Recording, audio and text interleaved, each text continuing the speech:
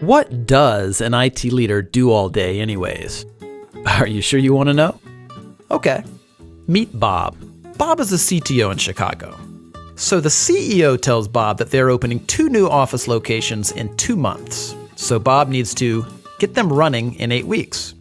And of course, Bob is already drowning in a sea of other projects.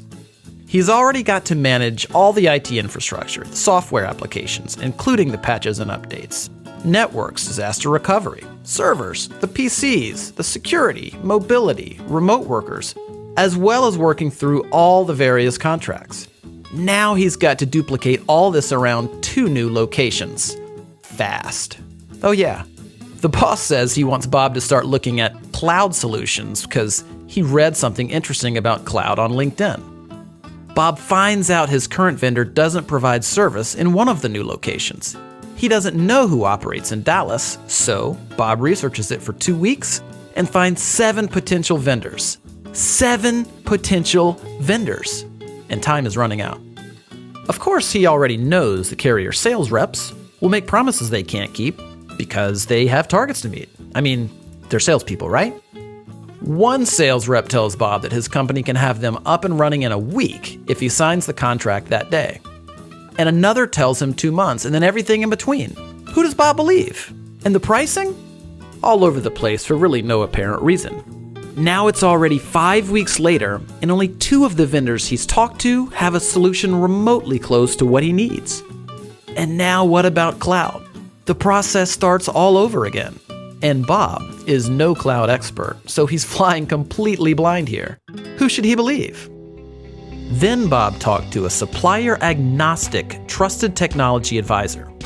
They're a third-party neutral company that operates as a telecom and cloud solutions agency, like a consultant and a broker combined. But they're much better than that. I'll tell you about that in a second. You see, the right trusted technology advisor already knows the strengths and weaknesses of every carrier and supplier in the country. They know which suppliers can fit the needs of Bob's industry, his locations, and his company's unique systems and strategies. Better yet, instead of sitting on the other side of the table during strategy discussions, this cloud and telecom technology advisor sits on the same side of the table as Bob, like a true partnership should. The advisor doesn't have sales targets to hit with suppliers because of their affiliation with a technology services distributor. They can choose from dozens or even hundreds of suppliers with no obligation or incentive to choose one, meaning Bob gets the best solution for his company, not for the salespersons.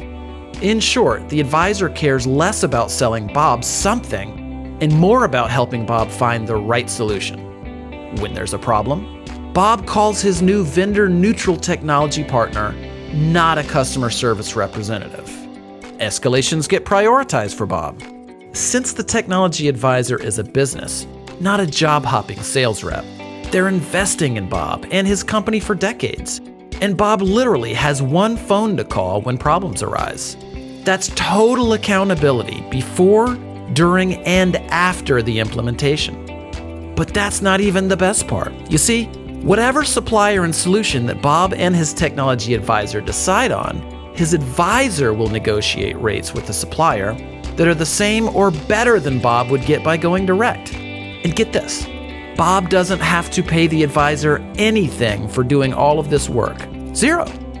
The advisor partner gets paid by the supplier as if they would pay one of their own sales reps. Well, better actually. So Bob gets all of the service, strategy, accountability, trust, and optimal solutions at zero cost.